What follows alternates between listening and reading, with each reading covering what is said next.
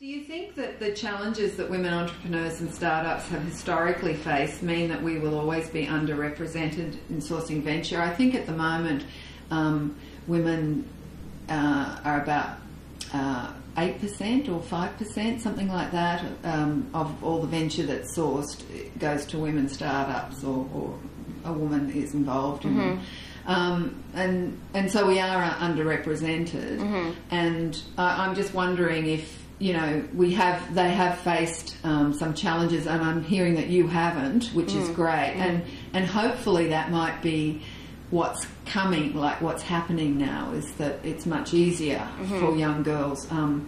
If you don't think there's a problem, then you're probably not going to manifest it or come across it, but there have been problems in the past, I think, for women. So do you think that we would be underrepresented, or is this outside of your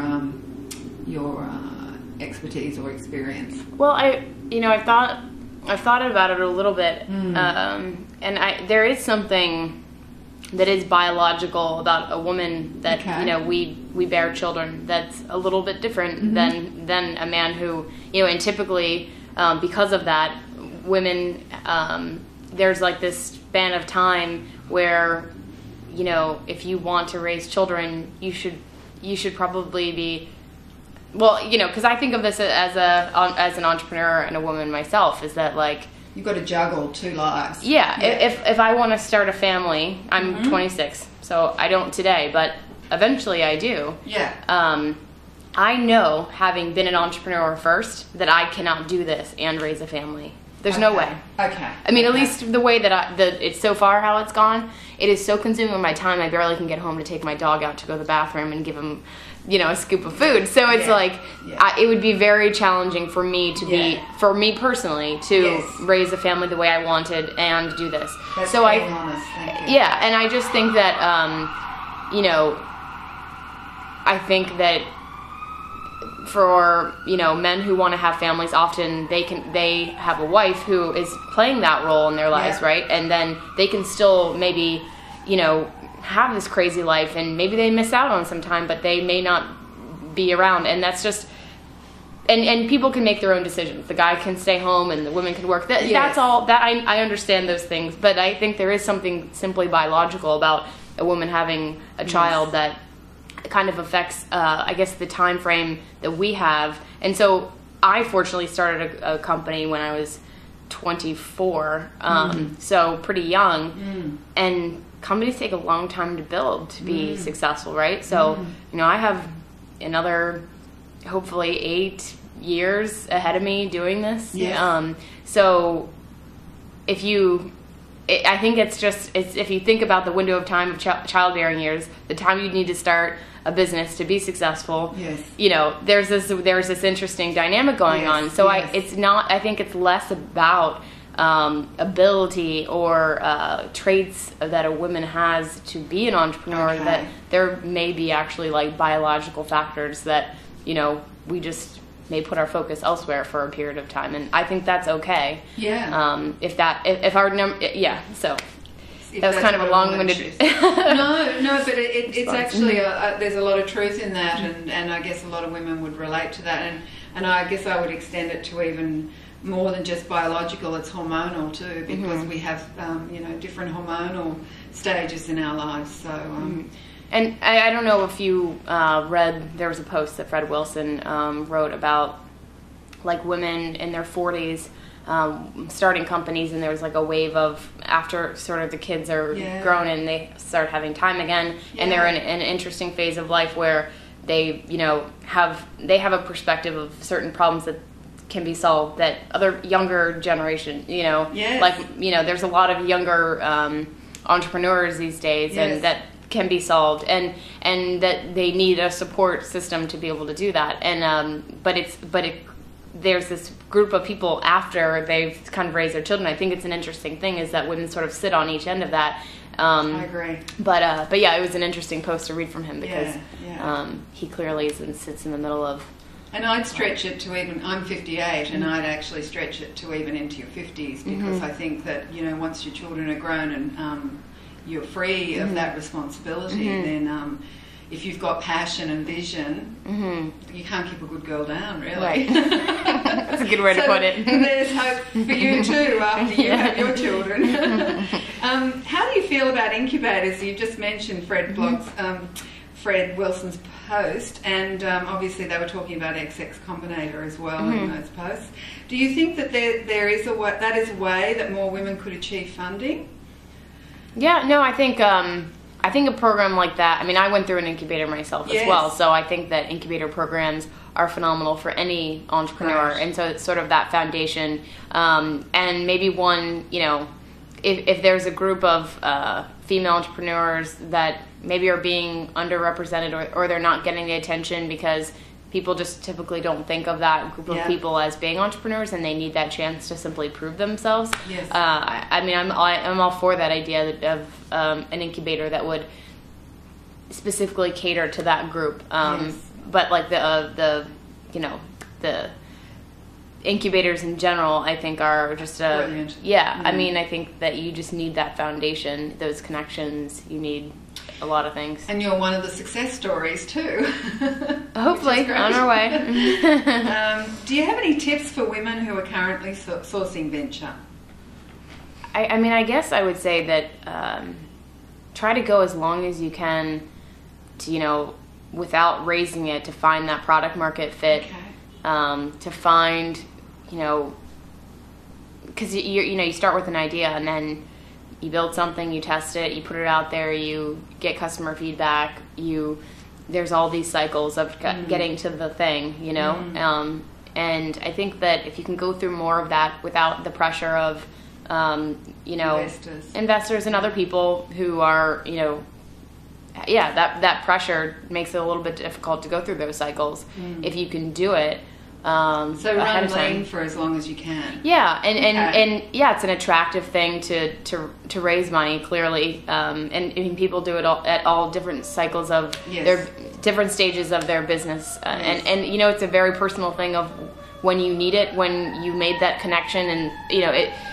But I guess in the ideal world, I would say that, you know, go as long as you can testing your idea, the product or whatever that business idea is with your customers until you get as close as you can to that product market fit, so that when, you know, those investors are putting in their money, it's in something a little more certain, and I think it's better for them and it's better for you. Yes, and easier to sell too, I imagine. Yeah. I mean, I think that like a little bit of money certainly is a part of getting through that early phase where you need it for exploration and testing, and a lot of early stage investors know that. But like, if you need a little bit of money, try to work with angels.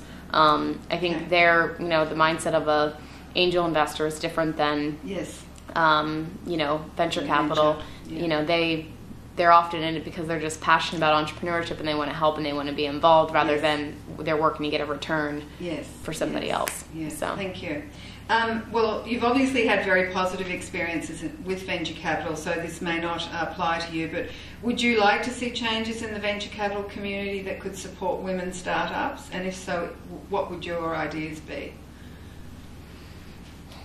You've mentioned about having an incubator that would be supportive of women. I think an incubator would be great. I mean, I think women who have had success or are, you know, are entrepreneurs to, and I've thought about connecting with other female entrepreneurs and doing this, inviting any other female who wants to start a business, you know, to come and chat and you know, be able to get kind of advice or have some role models to be able to help encourage people to, you know, go do it. I mean, I think it's really just about, I think it's the foundation of like helping an entrepreneur, any gender, you know.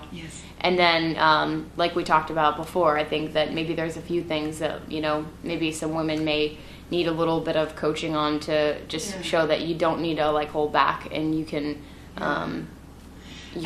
And talking to another woman helps is also a big piece. I think so. I mean, I've forgotten that matters, because I think I had an early foundation that maybe like was pretty solid for me, that I just have never felt that I was inadequate or was a disadvantage. But if you know, if there's a woman that is kind of hesitating because of that, then I think, you know, maybe having a solid group of women who can show that it's totally possible is a great thing. And they may see this video, and that would encourage them. You're a non-technical co-founder. Mm-hmm. Do you believe that it's easier for technical women founders to achieve venture funding than non-technical? There's a bit of a conversation out there on this, and if so, what are your reasons for this? I'll go back to just, I think it's about the team, to be honest. Like, Okay. I think, you know, if you're technical, you're going to need like a great business co-founder, whether it's a she or a he, you know.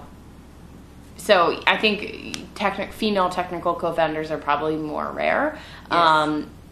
But I really think it comes back to the team, because you can be a female technical co-founder and not have that other piece of your team, Yes. and you know, not have what you need to have that base foundation, and vice versa with the female who's like the business side. Yeah. So I don't know. I think it comes down to the team. So what you're saying really is as long as someone is technical on the founding team, that it doesn't matter whether you're non-technical or technical as a woman founder. Yeah, I mean, and that's talking about, again, the tech business that I'm in, you know. And I don't know if that's mainly the focus we have. Yeah. Could you list some of the advantages of gender diversity in a startup? Because obviously you've got yourself and 2 male founders. Mm-hmm. Are there any disadvantages? I absolutely believe that a balanced workplace is one where you have all kinds of different interests, all kinds of different talents, and and different genders. I think like a mix.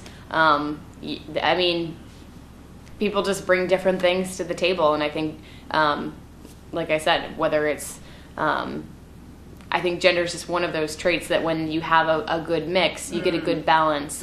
You know, we're actually we have 2 male co-founders. We actually have more women in the company than men, which maybe serves us actually well to have maybe a little more female heavy, because our customer base is more female heavy. So I still think, like, you know, you need some balance, you need the gender diversity, but it also, you know, the skills necessary for your specific industry or business may be dependent on what your business is, and understanding who the customer is and their needs. That's a really good point, yeah. But as a summary, you would say that it is helpful to have any sort of differences brought to the table. Oh yeah, I mean that's our world, right? I mean that's like, I think if you can be the best representation of, you know, outside of the office, outside of the business, you have a more realistic perspective and fantastic. On things. Yeah. So I think there's been some studies done recently that show that mixtures of gender or gender diversity actually create much more productive teams. So there's actually results out about that. So that was the basis of the question. Thank you so much, Emily. It's been a total delight meeting you and hearing your opinions about this. It was fun. Thank you.